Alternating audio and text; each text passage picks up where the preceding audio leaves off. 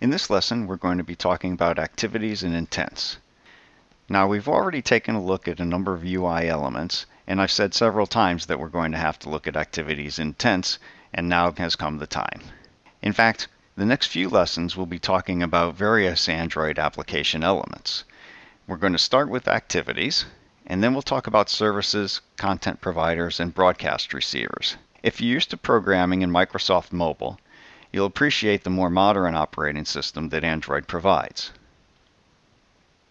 Activities are user interface components.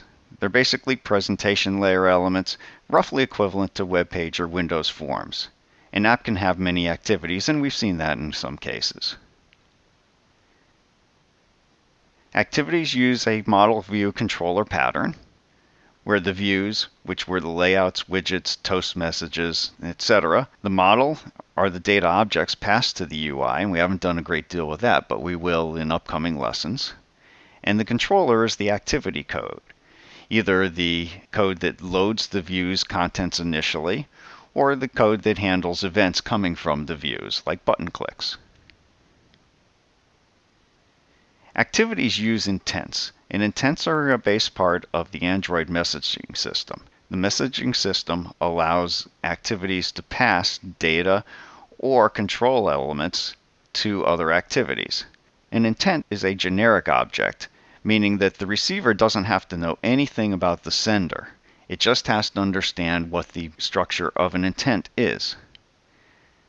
An intent can carry data, it can carry a request, or it can carry instructions.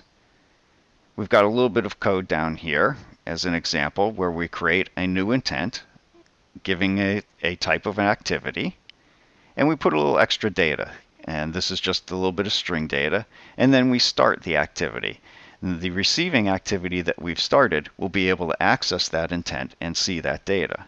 And we'll talk a lot more and have real examples of that in future lessons. The intent information that can be carried can be an action, like a view, run, sync, etc., and a category for that action. Just any sort of information that says, well, we want to run under these circumstances or sync under these circumstances. It can also pass data. It can also specify a type of data. This is not required because the type of data can also be implied. And then it can also pass extras.